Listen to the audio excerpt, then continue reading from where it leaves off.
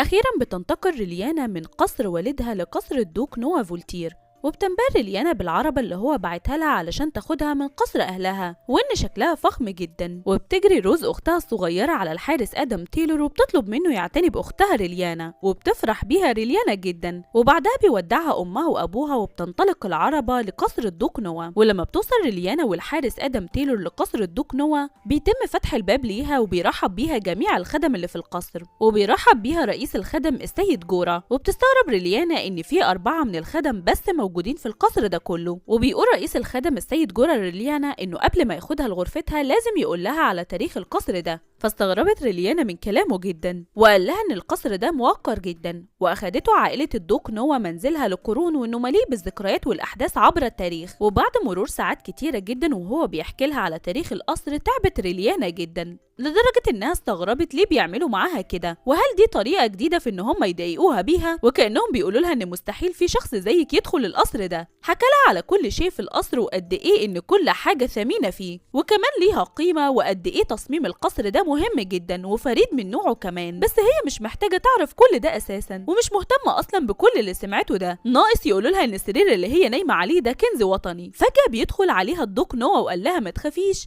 السرير ده مش كنز ولا حاجه. فاتخضت ريليانا وسالته ازاي دخل هنا من الاساس، وانه المفروض ما يدخلش غرفه اي حد غير لما يستاذن. فقال لها الدوق نوا انه عارف انها عايزه الخصوصيه، لكنها تنسى انه يديلها شيء هو ما عطلهاش من البدايه. ولما سالته عن سبب حضوره ليها فقال لها المفروض ان قدام الناس ان خطيبتي جت للقصر بتاعي علشان تعيش فيه، وطبعا ما ينفعش تقعد كل الوقت ده في غرفتها. وقال لها انه عرف ان عائله خطيبها السابق بروكس عايزين تعويض مادي على فسخها لخطوبه ابنهم، وقال لها انه هو هيهتم بامر عائله بروكس، لكن بالمقابل لازم تتاقلم على الحياه في القصر هنا، وان هيتم تدريبها كعروس للقصر بشكل جدي من الغد. وقال لها على الرغم ان هو مش مهتم بالامر ده فهي مش لازم تبذل كل جهدها ولا حاجة، وان دي مجرد شكليات قدام الناس. ففرحت ريليانا وقالت له انها ما بتنويش تكون عروسته المثالية ولا حاجة، ده غير انها مش عايزة منه اي حاجة غير ان هو يستمر في تمثيليتهم قدام الناس بان هو خطيبها. ولما بتسأله ريليانا هل في اي حد غيرهم عارف بان هم عقدوا صفقة مع بعض، فقال لها ان في شخصين تانيين بس هم اللي عارفين بامر صفقتهم سوا. فقال لها ان الشخص الاول هي عارفاه من قبل كده وهو السيد آدم تايلور الحارس بتاعها دلوقتي، اما الشخص التاني فهتعرفيه قريب جدا. فخمنت ريليانا ان الشخص التاني ده ممكن يكون مساعده الشخصي، لان ده اللي كان مكتوب في الروايه بان مساعده الشخصي عارف عنه كل حاجه تقريبا. وبتقول ريليانا لنفسها انها لازم هما الاتنين يمثلوا دور الحبيبين قدام الناس كلها علشان محدش يكشف امرهم. وبتقوله ريليانا ان هم عايزين يناقشوا تفاصيل اكتر عن علاقتهم سوا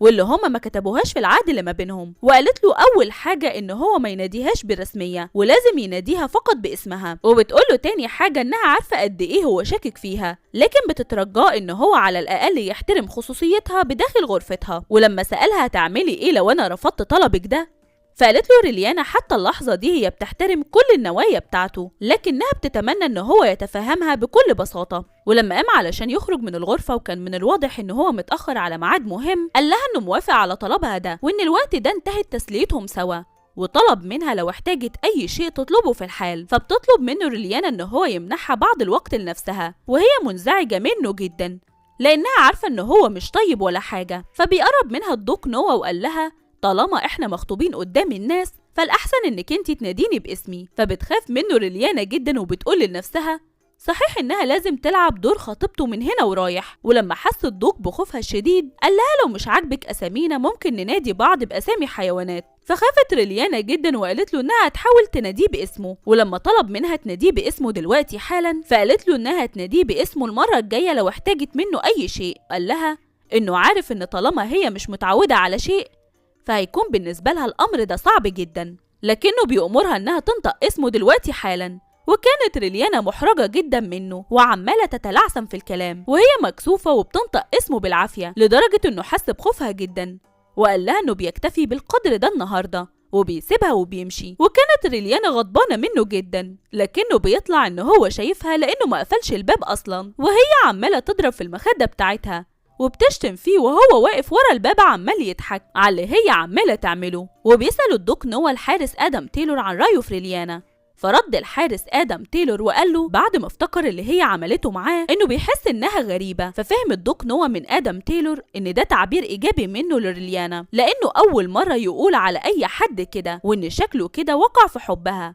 وبيمشي وبيسيبه بعد ما قال له ما يسيبش ريليانا ولا لحظة. وبتبدأ تتعلم ريليانا في القصر اشياء كتيرة جدا، زي آداب السلوك وكيفية التطريز والرقص كمان. وكانت تعبانة جدا من اللي بيحصل فيها كل يوم بسبب تدريباتها المكثفة على إنها تكون العروس. وبتقول في نفسها إن لحسن الحظ إن ريليانا نمت في عائلة عارفة كل القواعد دي، وإلا كانت هتبقى في ورطة. لكن المشكلة الكبيرة هي الفارق ما بين رتبتها ورتبة الضوء، وإنها تعتبر من النبلاء العوام. ولما بيدخل عليها مدرس الرياضيات وبيختبرها، بتقول ريليانا إن هما بيعتقدوا إن أنا بنت أحد النبلاء، وإن أنا مش هكون عارفة أي حاجة، لكن هما مخطئين، لأني كنت في حياتي السابقة بدرس علشان اختبارات القبول لإحدى الجامعات الوطنية، وإن الاختبارات دي بالنسبة لها حاجة سهلة جدا. وبكده بيكون عدى أسبوعين على وجود ريليانا في قصر الدوك نوا، لكنها بتكون حاسة بملل شديد جدا. ولما بيغطي راسها أوراق الشجر بيدخل عليها الدوك نوا وقال لها إنها لو عايزة مجوهرات مكان أوراق الشجر دي فهو مستعد يجيب لها منها كتير جدا. فبتغضب ريليانا من طريقة كلامه، وقالت له إن هو مثير للاشمئزاز جدا مهما حاول إن هو يكون لطيف معاها. ولما سألته هو جاي هنا ليه، فوجه ليها باقة الورود اللي كانت معاه، ولما حاولت تاخدها بعدها عنها لكنه بيعطيها لها في النهاية. وقال لها جميع اللي اتعاملوا معاها بيقولوا انها عروس مثالية ليه، خالية من اي عيب.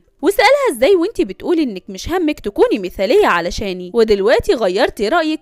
وهي مستغربة من طريقته في التعامل معاها باحترام المرة دي. فقالت له انها كانت بتتعلم كل شيء بإتقان، لان نفسها تتعلم حاجات كتيرة جديدة، ده غير ان مش مسموح ليها بانها تخرج خارج القصر ده، فما عندهاش اي حاجة غير انها تهتم بتدريباتها. فقال لها في حفل راقص تمت دعوته ليه، وبيطلب منها تروح معاه لهناك، وانه بينوي انه يعلن خطوبته ليها هناك، وانه خطط ان خطوبتهم هتكون الاسبوع الجاي. فاتضايقت ريليانا لانه قرر كل شيء من غير ما ياخد رأيها من الاساس. ولما قالت له انها هتروح تجهز نفسها قال لها مفيش اي داعي، لأنه جاب لها شخص هيجهزها كاملا. وبالفعل بيدخل عليها شخص اسمه مادوكوس، وبيطلب منه الدوك انه يعتني بريليانا ويخليها أجمل واحدة في الحفل النهاردة. وبالفعل بيدخل مادوكوس على ريليانا وبيجهزها، وبتنبهر ريليانا جدا بتغيير شكل بشرتها للأفضل، فقال لها انه هيجعلها نجمة الحفل النهاردة. ولما بتلبس ريليانا فستانها بتكون شبه الأميرات. وبتسمع ريليانا من مادوكوس ان السيدة فيفان فتاة مشاكسة، وبيعلمها ازاي تبتسم للجميع. ولما بتنتهي ريليانا بينبهر الحارس آدم جدا بجمالها، ولما بتسأله ريليانا عن رأيه فيها حست ان هو مش هيرد كالعادة، فبتمشي مع رئيس الخدم للدوك نوا. لكن الحارس آدم كان نفسه يقول لها انها جميلة. ولما بتدخل ريليانا للدوك نوا وهو بيقول لها تنتظر شوية لحد ما يخلص اللي في ايده، لكنه اول ما بيبص لها بينبهر جدا بجمالها، وهي مستغربة ان هو ما يتكلمش ولا كلمة حتى، ولا حتى قال لها نفس الكلام اللي كان بيضايقها بيه. وبعد نظرته ليها بيقوم وبيمشي. فقال لها رئيس الخدم انه متأكد ان هو ما اتكلمش لأنه بيحس بالخجل ناحيتها. لكن ريليانا كانت متضايقة منه جدا بسبب تصرفاته الغريبة، وإنه مستحيل يكون مكسوف منها.